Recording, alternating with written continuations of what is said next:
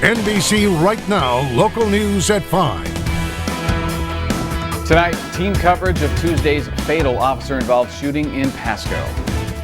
Thanks for joining us tonight. I'm Tracy Dial. I'm Shane Ettinger. We begin with the latest on Tuesday's fatal officer-involved shooting in downtown Pasco on Tuesday. 3 police officers are on paid administrative leave while the Tri-City Special Investigation Unit looks into this shooting. Now we have team coverage tonight. Chris Luther will join us from the scene of Tuesday's shooting with the latest information from police. Fernanda Lopez is also standing by at Pasco City Hall, where a group of protesters have gathered.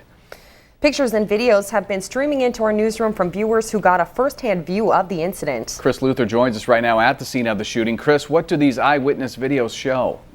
Well, Shane and Tracy, right now we're at Lewis Street and North 10th Avenue. I don't know if you can see behind me, but this group behind me is quite large. It's a large protesting group which are now protesting the officer-involved shooting that happened just 24 hours ago in this same location. Now, throughout the entire day, pictures and videos have been streaming in. Some of those videos show nearly exactly what happened yesterday and the moments leading up to that officer-involved shooting that killed one man. Now, I have to warn you, the video we're about to show you is graphic. 2 videos with more than 50,000 views on YouTube show the moments leading up to Tuesday's officer-involved shooting.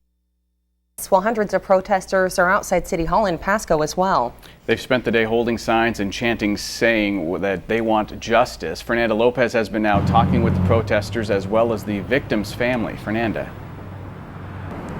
Well, Shane and Tracy, that's right. Dozens and dozens of people were out here all day since about 1 this afternoon outside of Pasco City Hall. And that's the same group you just saw over where Chris Luther is, over by the Fiesta Foods area. Now, take a look at these images. All day, protesters have been trying to get... Well, people all over the area, including myself, woke up to find their cars covered in a milky, ashy material that was apparently coming down as rain. Now, you may have noticed your car a bit dirtier this morning because of that. We have team coverage of this unusual phenomenon tonight. Our phones were just ringing off the hook this morning with people calling and asking about this dirty rain. Chris Luther talked with some of your friends and neighbors about how dirty their cars were today and actually found a business that was benefiting from the filth.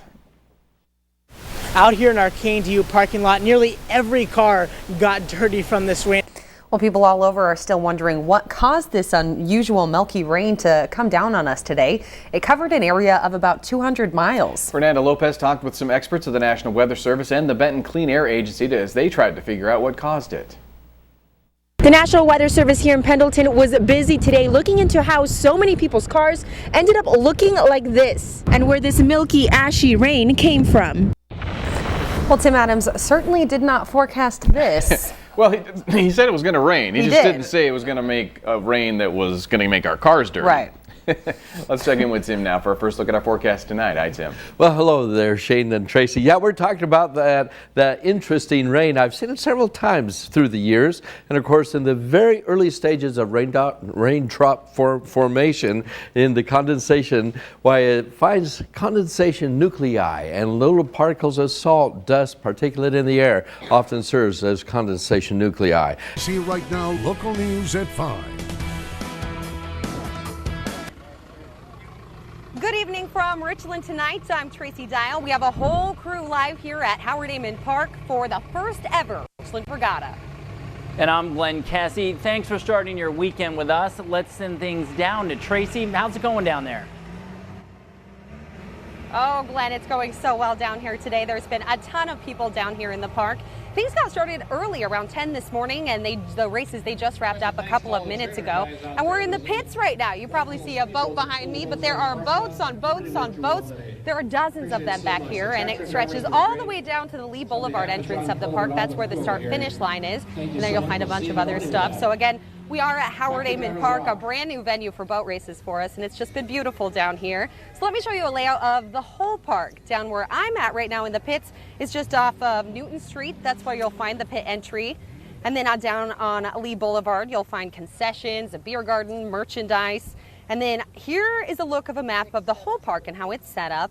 Of course, like I said, the races happened all day today. Again, they go full day tomorrow and Sunday as well. And really, one of the best parts about this event is that it's all free. And the weather has been pretty amazing today. And look who I found down here. Hello. Tim Adams. Isn't this weather nice? Did you serve this up perfect just for boat races? I was thinking a higher authority, maybe yourself or Glenn. I made don't know this so about that. nice. It is gorgeous down here. We have blue skies, a few high, thin clouds, and light winds. It was just the right timing to bring this around for us. And today, not too hot, right? Yeah, not too hot, although that could change over the next couple of days. Here, let me show you what's going on, and we'll go to the satellite and radar right now. And you can just see a few high clouds over the area, enough to make it a nice sunset coming up tonight as we go to our satellite photos. As you can see, there's a few clouds out on the coast, but not many. And the whole northwest is going to stay dry as we go into the weekend. Here we go to our headlines, and you can see here that tonight we have clear skies and nice cool sleeping temperatures. Tomorrow we actually have a heat advisory, and we're expected to go to upper 90s, a few low triple digits possible tomorrow, new record highs. And then on Sunday, oh man, it's low triple digits and definitely record high temperatures all around the region. But in a few minutes I can come back, we'll talk in more detail about that. We're going to have to prepare. You bet. Thanks so much, Tim. You bet. Well, down here it is, of course, a family affair after all, and there's one family here who really knows exactly what that means. Morgan Ashley introduces us. Morgan, who is this family? Now, Tracy, that is no understatement. The Culver family races on the water. Actually, they race 2 boats, not even just one, and they happen to organize this entire event. We bought a new boat last year and we didn't sell the old one, so we've got them both down here, and it was so great to sit here and watch those things come around the corner side by side. Being an owner of 2 boats, and this is a race that we help do. Culver Racing isn't just helping challenge other 1 liters on the water. You do love the boats. Hey, say hi. So we've all took time off work. Everybody you see here probably has a job on Friday, but yet they're here working for us, volunteering. Mr. Culver himself is running the entire Richland Regatta after 25 years with Water Follies. I'm glad that we're bringing the Region 10 level to the Tri-Cities. It'll just make the boat racing here better. Organizing volunteer rescuers, maintenance, food, sponsors, and everything in between. You want to wave?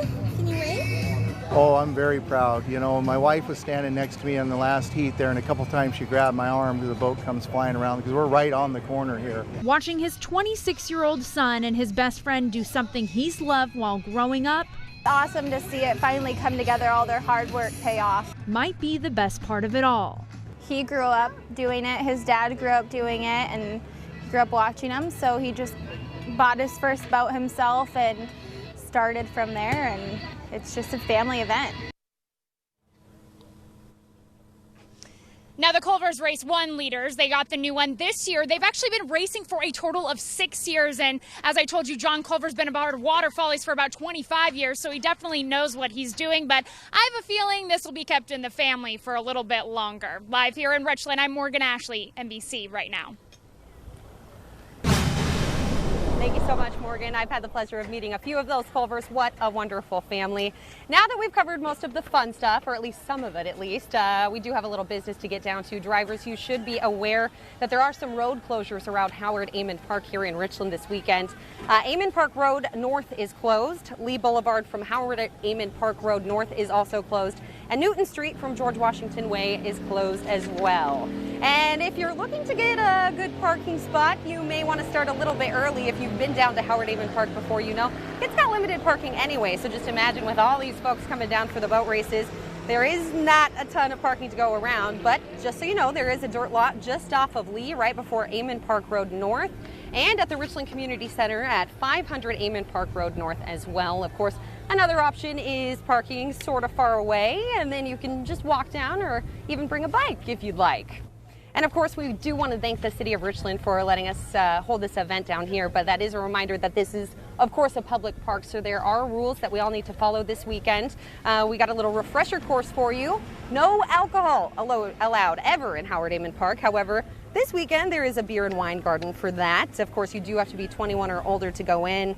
No guns allowed down here. Dogs are allowed, but they're not allowed inside the pits. And if you do bring your dog, like I plan to tomorrow, we have to keep them on their leashes and, of course, always clean up after them.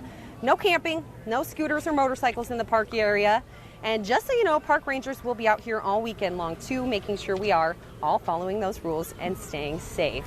Okay, now the real reason we're all down here is the actual races. Our own Mark Mangura has been down here all day watching those 1 liters for us. So Mark, how did day one go?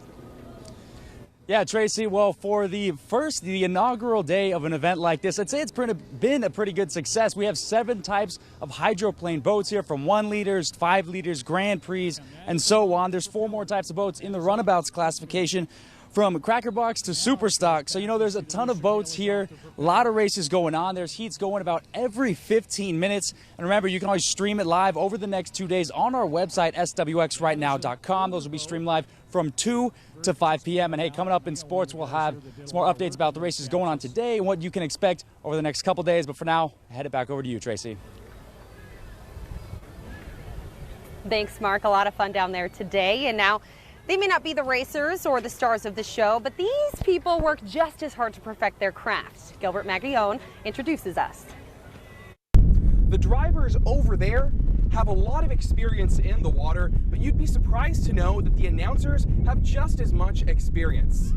Meet Jim Olson. 5 boats on the water. He serves a very important role at the Richland Regatta. He's one of the announcers, and he has a very busy schedule this weekend. Try and keep everybody here in the park informed on what's going on. The vintage rep for the event. I did inspections on boats earlier this morning. Olson will be an announcer for the boating season and has and will continue to travel throughout the region. For Olson, his passion for boat racing started at a young age. I grew up here in the Seattle area in the 50s. At that time, boat racing was the only professional sport that we had in the Northwest. We didn't have baseball, basketball, football. And when he discovered the sport, his life was forever changed. Like many at that time, I was hooked. And it's, as many call it, a disease. And you don't ever get rid of it.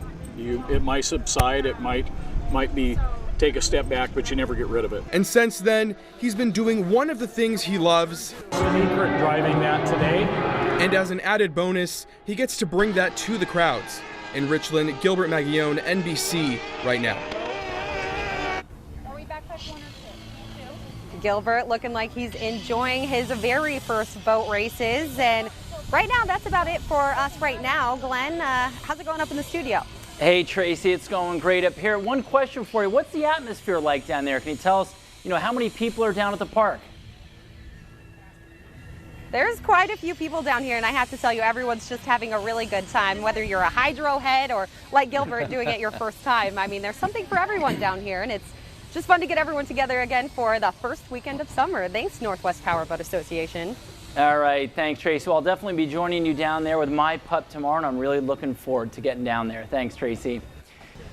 Well, that wraps up our show down here tonight, but we wanted to leave you with a few survival guide items that you might want to bring if you're going to come on down. Oh, yes. Sunscreen, that's a big one. Oh, man, we don't want a lot of sunburns coming out of this. And you should always bring your sunglasses. Those help.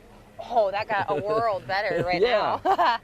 And, of course, water. It's going to be a hot one down here. And, again, the races go all weekend long, all day long on Saturday and Sunday. So come on down. We'd love to see you. That's it for us for now. We'll see you back here at 6. Bye-bye.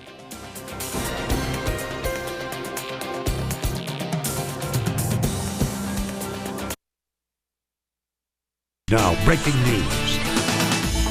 And we now have breaking news out of Pasco. We heard reports of smoke at the Amtrak station on North 1st Avenue. Right now, Chris Luther is out at the scene. What do you know so far, Chris? Tracy, we did just get on scene here about 5 minutes ago, and we know that there was a fire, but it seems to be under control now. We have Battalion Chief Dave Hare from the City of Pasco Fire Department here. He agreed to talk to us. Really, this fire only happened about 15 minutes ago. What can you tell us? Right now, breaking news. Well, thank you for joining us. I'm Shane Ettinger. And I'm Tracy Dial. We begin with breaking news. Police say after an hours-long standoff in Kennewick, an armed felon has been arrested. It ended about a half hour ago at a home along West 10th Avenue near Irby Street. Morgan Ashley is there at the scene and joins us now with the latest. Morgan, what can you tell us? Shane and Tracy, we're out here on West 10th Street in Irby and Kennewick, where the scene is now getting quiet.